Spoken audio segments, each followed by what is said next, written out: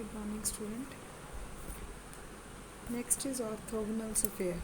ठीक है, this is 2G of sphere. Orthogonal sphere बेटा होते क्या हैं, कहते दो स्फीयर हैं। ठीक है, अगर उनके जो प्लेन है, ठीक है, मान लो इसका टेंजेंट प्लेन ये है और इसका टेंजेंट प्लेन ये है, इन दोनों के जो टेंजेंट प्लेन हैं वो 90 डिग्री के एंगल बना रहे हैं। ठीक है, तो हम उसको क्या बोलते हैं, ऑर्थोगोनल स्फीयर्स। ठीक है, ये हमने दो ऑर्थोगोनल स्फीयर्स बनाए हैं। ये इसके दो टेंजेंट प्लेन हैं, ये सेंटर C1 इसका है और C2 इसका है। ठीक है, ये R1 इसका रेडियस है और इसका रेडियस R2 है। C1 और C2 इनके डिस्टेंस को हम क्या लिखेंगे, D। ठीक है बेटा, अब इसका कंडीशन क्या है कि दो प्लेन्स ऑर्थोगोनल होंगे, 2U1 U2 2UV1 V2 W1 W2 is equals to dy plus G2। ठीक है, अब D1 और D2 क्या है, ये जो U V और W1 है ये सेंटर इसके होंगे, U2 V2 और W2 इसका सेंटर होंगे, और D1 और D2 जो कांस्टेंट टर्म होती है इसकी और इसकी वो चीज़ हम यहाँ पे लेंगे। एक और आएगा इसमें, angle of intersection of to spheres. दो स्फीयर कहते हैं इंटरसेक्ट कर रहे हैं तो उसकी एंगल निकालना है cos थीटा, वो किसके इक्वल होगा, R1 का square R2 square minus D1 R1 और R2। मतलब ये जो स्फीयर हैं, ठीक है, दो स्फीयर हैं, दोनों के जो रेडियस है R1 और R2, इनके स्क्वायर माइनस ये जो इनका डिस्टेंस है सेंटर का हमको माइनस करना है, divided by 2 into R1 into R2, ये फार्मूला है। ठीक है, एग्जाम्पल से क्लियर कर लेंगे हम। Find the angle of intersection of the sphere. दो स्फीयर गिवन है, दोनों का एंगल ऑफ इंटरसेक्शन फाइंड करना है। दोनों स्फीयर हैं, पहले इसके सेंटर फाइंड कर लिए, 0 0 0, रेडियस आ गया 2। ठीक है, क्योंकि ये स्टैंडर्ड फॉर्म है, स्टैंडर्ड फॉर्म में सेंटर जो होते हैं वो क्या होते हैं, 0 0 0 और रेडियस, क्योंकि ये क्या आता है, x माइनस 0 का स्क्वायर प्लस y माइनस 0 का स्क्वायर प्लस z माइनस 0 का square is equals to a square. तो ये हमारे पास आ गया। इससे हमने सेंटर निकाल लिए 1 और z टर्म 0 है तो 0। अब रेडियस निकाल लिया, 1 का स्क्वायर प्लस 1 का स्क्वायर प्लस 0 का स्क्वायर माइनस ये कांस्टेंट टर्म 0 है तो 0 √2। इसके भी सेंटर आ गया, रेडियस आ गया, इसके भी सेंटर आ गया, रेडियस आ गया। D क्या होता है, मैंने आपको पहले ही बताया था। D क्या था, इन दोनों का C1 और C2 का डिफरेंस। तो C1 C2 का अगर हमें डिफरेंस निकालना है तो क्या निकालेंगे, दोनों के सेंटर जो आए हैं उनके पॉइंट्स को माइनस कर देंगे। 1 माइनस 0 का स्क्वायर, 1 माइनस 0 का स्क्वायर, 0 माइनस 0 का स्क्वायर √, तो ये आ गया √2 D हमारा। तो कहते हैं एंगल निकालना है स्क्वायर का, तो ये फार्मूला हम लगा लेंगे, R1 का स्क्वायर R2 का square minus D 2 into R1 into R2। तो ये फार्मूले में वैल्यू फिल की, ये हमारे फर्स्ट एग्जाम्पल में फार्मूला आ गया। ठीक है, अब नेक्स्ट है find the equation of the sphere which touches the plane this at the point. ये एक सर्कल दिया हुआ है, स्फीयर दिया हुआ है जो इस प्लेन को टच कर रहा है। इसका सेंटर हमें नहीं गिवन है तो XYZ ले लेंगे। इस प्लेन को इस पॉइंट पे टच कर रहा है 1 माइनस 2 और 1।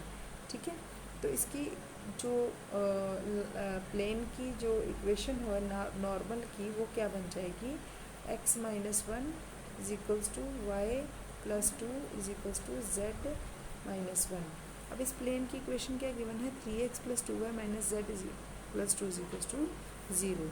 तो इसके नीचे हम क्या ले लेंगे, x, y और z के कोफिशिएंट, 3 2 और माइनस 1। देखिए ये बुक में 20 के इक्वल लिया हुआ है, इज इक्वल्स टू r कर देंगे। एक स्फीयर हमें और गिवन है, ये स्फीयर के हम सेंटर निकाल लेंगे बाद में और रेडियस में निकाल लेंगे। ठीक है, अब यहाँ तक आपको क्लियर हो गया कैसे बनी है ये। अब इसको इक्वल टू r करके इक्वेट करके हमने तीनों के साथ ये पॉइंट x, y और z की वैल्यू निकाल ली। ठीक है, ये एक्चुअल में क्या आ गया, इसका सेंटर आ गया x, y, z, ये आ गए। अब हमें निकालना है ये परपेंडिकुलर डिस्टेंस, तो हम क्या करेंगे, ये सेंटर, ठीक है, ये सेंटर में से 1 x माइनस 1 y माइनस 2 और प्लस 2 और z प्लस 1, ये ठीक है, इसको स्क्वायर करके रेडियस ऑफ द स्फीयर निकल जाएगा, क्योंकि ये रेडियस किसके इक्वल है, CP के।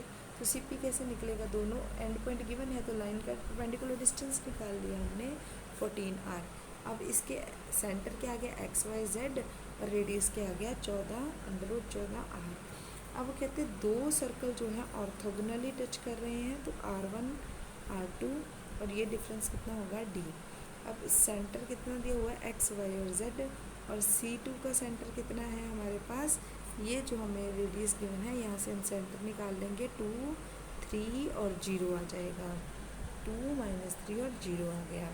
तो अब हमने क्या किया C1 और C2 का डिस्टेंस निकाल लिया, तो ये हमारे पास फार्मूला आ गया।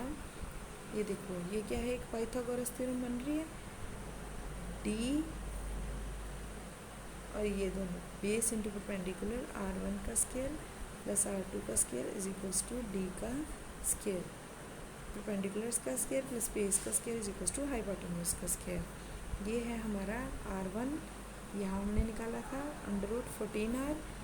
r2 ये सफ़ेयर का रेडियस हमने यहाँ निकाला है, हमारे पास कितना आ गया 3, r2 कितना आ गया 3 का square is equals to d का स्क्वायर। d कैसे निकालेंगे, C1 और C2 का डिस्टेंस निकाल लेंगे, x - 2 y + 3 और z - 0। x की जगह हम क्या लिखेंगे 3r+1, y की जगह हम लिखेंगे 2r - 2, z की जगह हम लिखेंगे -r+, यहाँ से हमने वैल्यू निकाली थी ना x और y और z की, वही हम भर के यहाँ से हम r की वैल्यू निकल जाएगी -3/2। ठीक है, अब -3/2 हम यहाँ भर देंगे, ये हमारी c की वैल्यू आ जाएगी, C2 तो था हमारे पास, C1 की वैल्यू आ जाएगी ये, और रेडियस भी आ जाएगा। अब इस वैल्यू को हमने कहाँ भरना है, सफ़ेयर की इक्वेशन फाइंड करने के लिए। तो सेंटर भी आ गए हमारे पास, x - u का स्क्वायर प्लस y - इस तरह सेंटर का square is equals to radius का स्क्वायर। तो ये सफ़ेयर की इक्वेशन हमने फाइंड करनी थी, वो हमने कर ली। नेक्स्ट एग्जाम्पल आप खुद देखो, और नेक्स्ट 4th एग्जाम्पल बड़ी सिंपल है, 3rd भी बहुत सिंपल है, 4th भी सिंपल है, बस ये दो स्फीयर दिए हैं, प्रूव करो कि ये टच करते हैं या नहीं। इसका सेंटर भी निकाल लेंगे, रेडियस भी निकाल लेंगे। सेंटर क्या आ जाएगा 0 0 0, रेडियस आ जाएगा 8।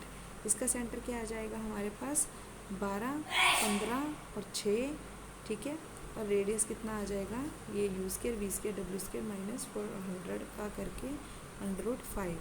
अब C1 और C2 निकल जाएगा, वही फार्मूला फिर से लगेगा बेटा, ये r1 का स्क्वायर प्लस r2 का स्क्वायर, ये C1 और C2 का डिस्टेंस। ठीक है, C1 और C2 निकालना है तो कैसे निकलेगा, इसका सेंटर और इसका सेंटर, ये उनको -12 - 0 15 - 0 6 - 0 कितना आ गया 905। ठीक है, अब r1 और r2 का स्क्वायर अगर इसके इक्वल नहीं है तो it means fair do not touch internally और एक्सटर्नली। ठीक है, तो दैट्स ऑल विद 2G। कोई प्रॉब्लम है तो यू मे आस्क मी।